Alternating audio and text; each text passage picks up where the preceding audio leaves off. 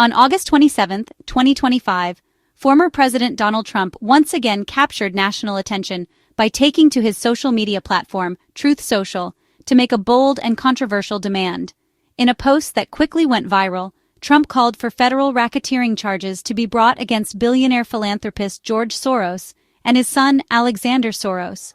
The move was not just a headline grabber, it reignited a feud that has simmered for years, thrusting the Soros family back into the center of America's political storm. Trump accused the Soros family of orchestrating and funding violent protests across the country, blaming them for widespread property damage and social unrest. These allegations, though unproven, have been a recurring theme in Trump's rhetoric, fueling conspiracy theories and deepening divisions. By publicly naming the Soros family, Trump escalated his long-standing feud, transforming it from a war of words into a direct legal challenge. This wasn't just campaign rhetoric or a passing comment. It was a direct call for federal prosecution, delivered with the weight of a former president's influence. Trump's demand blurred the already thin line between political rivalry and the impartiality of the justice system, raising concerns about the use of legal power as a political weapon. The move signals a new level of hostility in American politics, where conspiracy-laden talking points are no longer just fodder for rallies or online forums, but are now being transformed into public directives from national leaders. The rhetoric has shifted from suggestion to action, with real-world consequences. Coming amid a series of threats and legal actions against other political opponents, Trump's demand is part of a broader, escalating pattern. It's not an isolated incident, but rather a reflection of a new era in which political battles are increasingly fought through the courts and the media, rather than just at the ballot box. By invoking the RICO statute, a law typically reserved for dismantling organized crime syndicates, Trump is wielding the language and power of the presidency in ways that are both unprecedented and deeply controversial. This approach raises questions about the boundaries of executive influence and the potential for political motivations to shape legal action. The message sent to Trump's opponents and to the nation at large is unmistakable. Opposition could now mean facing the threat of criminal investigation. This fundamentally alters the landscape of political dissent, making the stakes higher for anyone who dares to challenge those in power. As the country watches this drama unfold, Americans are left to grapple with a critical question. What happens when the instruments of justice are publicly aimed at political adversaries? The answer may shape the future of democracy itself. To truly grasp the impact of Trump's accusation, we first need to understand the complex figure that is George Soros, a man whose life story is as remarkable as it is controversial. Born in Hungary in 1930, Soros survived the horrors of the Holocaust as a child, an experience that would shape his worldview and later fuel his commitment to fighting oppression and injustice. After escaping communist Hungary, Soros moved to London, where he studied at the London School of Economics before embarking on a career in finance. He eventually became a billionaire investor, renowned for his sharp instincts and bold strategies, and used his wealth to become a global philanthropist. Soros gained international fame for his financial acumen, most famously in 1992 when he broke the Bank of England by betting against the British pound, earning over $1 billion in a single day and cementing his reputation as one of the world's most influential investors. Through his Open Society foundations, Soros has donated billions to support civil society, human rights, education, and democracy initiatives in more than 100 countries, making him one of the most significant private donors in history. His philanthropy, which often challenges authoritarian regimes and entrenched power structures, has made him a hero to progressives and advocates of open societies, while simultaneously turning him into a villain in the eyes of many conservatives and nationalists. As a major donor to democratic causes and liberal organizations, Soros has become a lightning rod for right-wing criticism and a frequent target of conspiracy theories, many of which are laced with anti-Semitic undertones and have been widely debunked. Over the years, he's been falsely accused of orchestrating everything from refugee crises to election interference, with his name invoked in countless unfounded allegations and political attacks. Decades of relentless vilification have turned Soros into a caricature, a symbol onto which a wide range of grievances, fears, and conspiracy theories are projected, especially by those on the political right. Trump's recent attack taps directly into this mythology, targeting Soros as the embodiment of liberal influence and fueling a narrative that has been carefully constructed over decades. Trump's accusations against the Soros family were blunt and inflammatory, but lacked any supporting evidence. On Truth Social, he accused them of bankrolling violent protests, using vague and incendiary language. He labeled Alex Soros a radical left son and called their associates psychopaths, escalating the rhetoric. No documents or testimony were provided, just political animus and recycled conspiracy theories. The call for RICO charges without evidence highlights the political nature of the attack. Trump ended with a warning, "Be careful, we're watching you," a statement many saw as a direct threat. Critics argue this is more than rhetoric. It's an authoritarian use of state power to intimidate opponents. The Soros family and Open Society foundations responded swiftly, condemning Trump's threats as baseless and outrageous.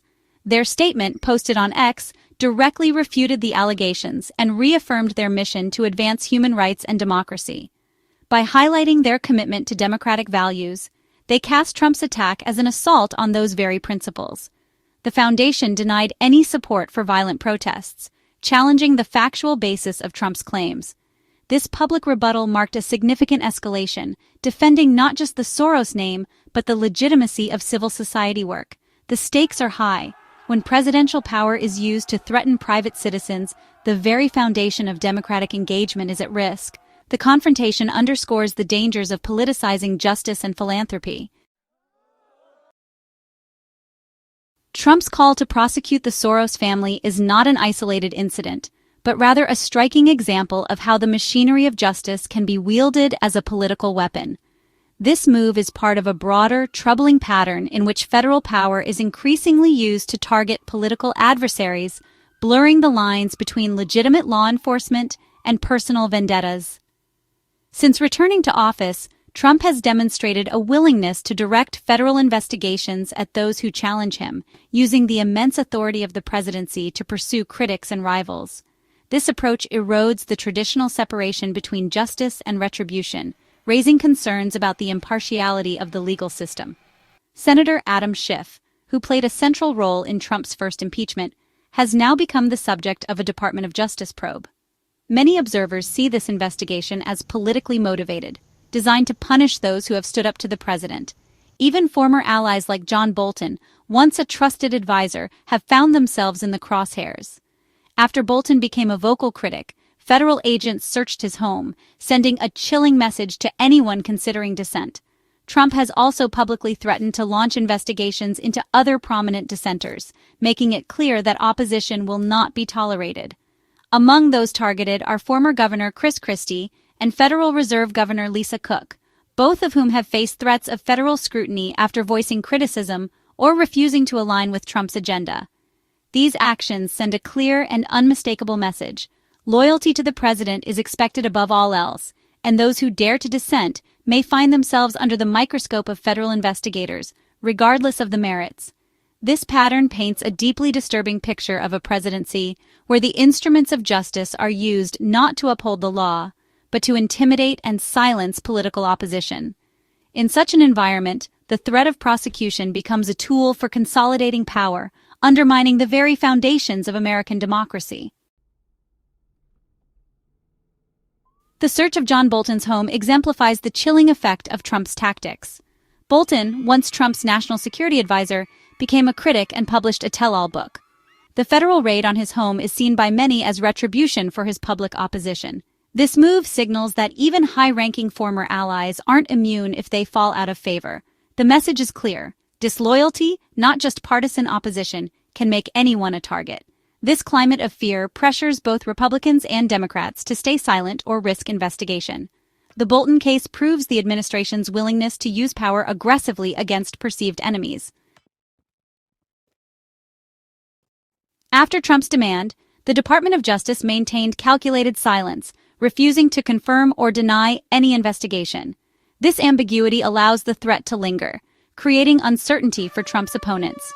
Critics worry that the DOJ's lack of a strong statement signals eroding independence under presidential pressure.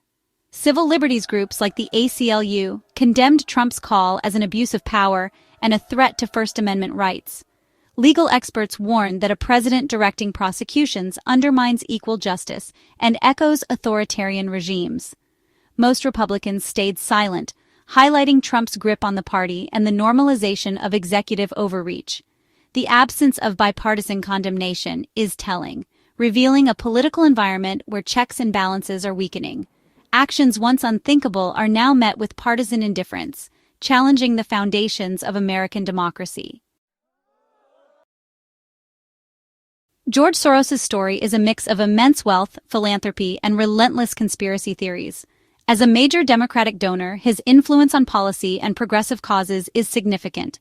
His philanthropy through Open Society foundations aligns with a progressive agenda, funding groups for voting rights and justice reform. For supporters, he's a force for good. For critics, a partisan billionaire imposing his worldview. This intersection of charity and politics has made Soros a prime target for right-wing attacks and conspiracy theories, often laced with anti-Semitism. Trump's attack is the culmination of decades of vilification, tapping into a powerful narrative for his base. By calling for prosecution, Trump seeks to criminalize Soros's political and philanthropic activities. The move attempts to turn a symbolic battle into a real-world legal confrontation. The Trump-Soros confrontation is more than partisan drama. It's a test of American democracy. At stake is whether the Department of Justice remains independent or becomes a tool for political vendettas.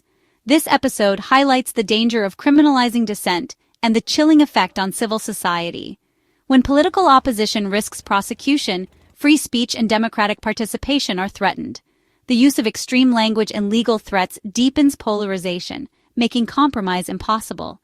If unchecked, this sets a precedent for future leaders to use prosecution as a weapon, destabilizing the nation.